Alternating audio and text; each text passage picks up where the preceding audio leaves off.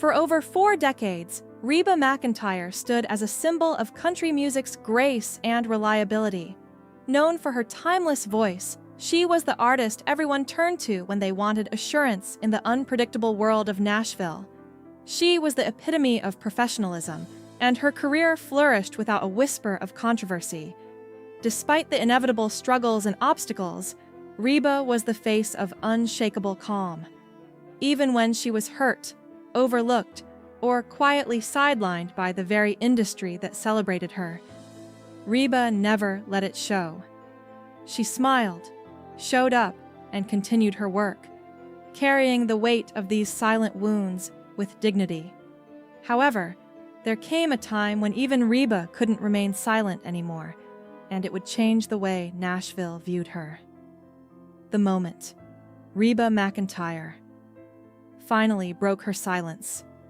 At the Grand Ole Opry's milestone celebration, a night meant to honor country music's finest, Reba McEntire broke her silence. The night was meant to be a celebration of the legends who had shaped country music, but Reba's unexpected revelation would become one of its most unforgettable moments. In a calm, almost detached manner, Reba shared that a powerful figure in the industry had deliberately worked against her, strategically and publicly, without offering any explanation or apologies. This was not a petty dispute or gossip. It was a deliberate attempt to undermine her legacy. For the first time in her career, Reba spoke out against an injustice that had been quietly brewing for years, and it shook Nashville to its core. Tanya Tucker, Betrayal in the Spotlight. The first person who appears on Reba McEntire's list of unforgivable betrayals is Tanya Tucker. Their relationship had always been one of mutual respect, having shared frustrations about the gender inequality that pervades the country music industry. However, in 2014, Tanya's public comment about Reba's absence from an important event changed everything. The tribute event, which honored female country artists, had sparked questions about why Reba was not involved.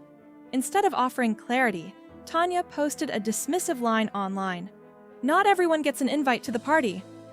This statement publicly mocked Reba's legendary contributions and reduced them to something trivial. This deliberate public slight from someone who knew better cut Reba deeply.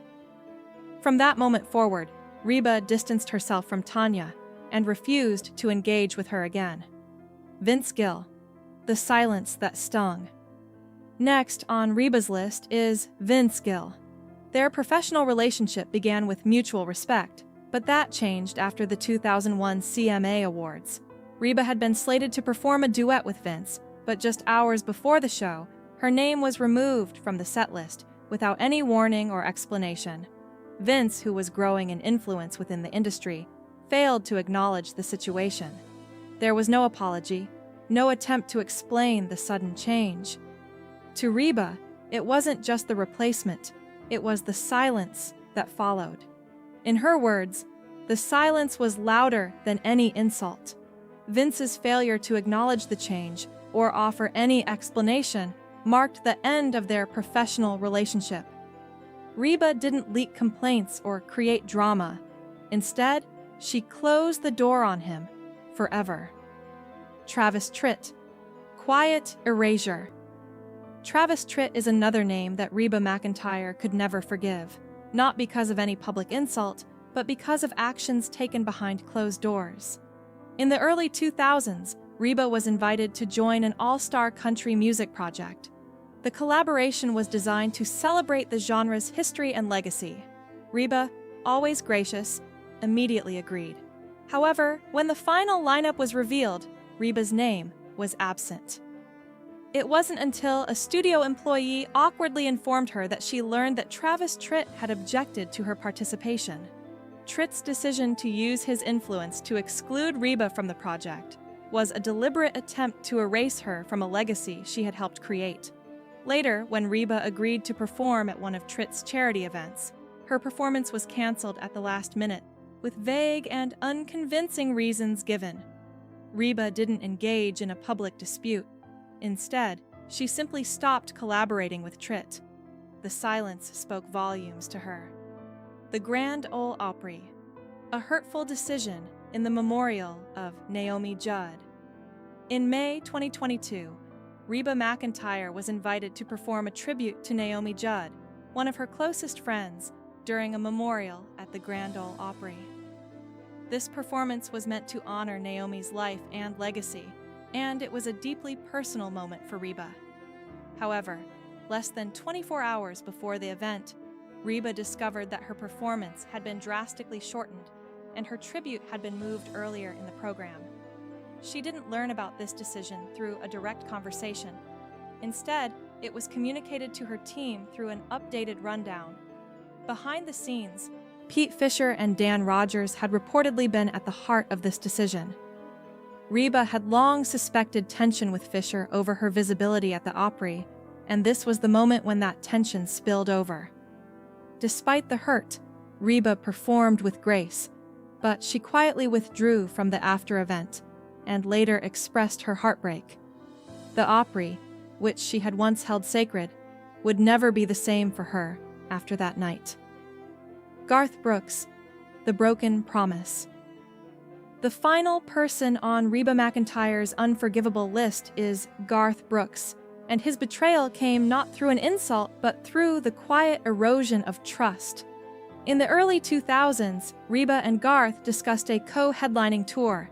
It seemed like a promising collaboration, with plans in motion and schedules being adjusted to accommodate the tour. However, when the official announcement was made, Reba's name was nowhere to be found. She didn't receive a warning or an explanation, and the entire situation played out in public, leaving Reba exposed. It later emerged that Garth had reassessed the tour and made changes, focusing on branding and control. For Reba, this was not just about losing a tour.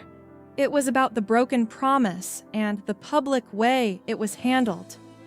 Her trust was shattered, and the warmth in her professional relationship with Garth evaporated.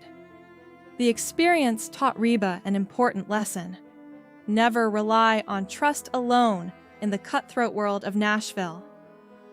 The power of silence in Nashville's music industry. Reba McEntire's story highlights a powerful lesson about the country music industry. Silence can be a more effective weapon than confrontation, and sometimes the biggest betrayals are the ones that aren't spoken aloud. The industry may appear to be one of smiles, handshakes, and professional courtesies, but Reba's experiences prove that power often operates behind the scenes, subtly erasing people and their contributions.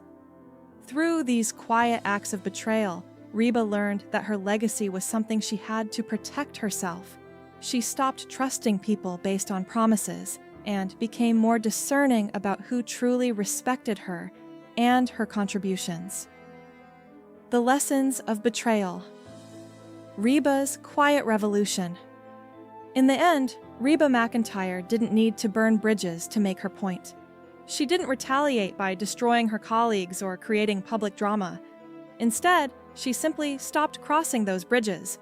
She protected her legacy and reshaped the rules of how she interacted with the industry that once defined her. Reba's response to betrayal wasn't loud, but it was powerful.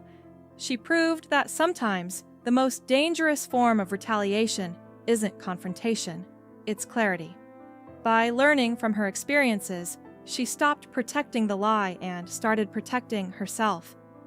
This quiet revolution within Reba McEntire has left an indelible mark on the country music industry, reminding everyone that legends may be erased, but they are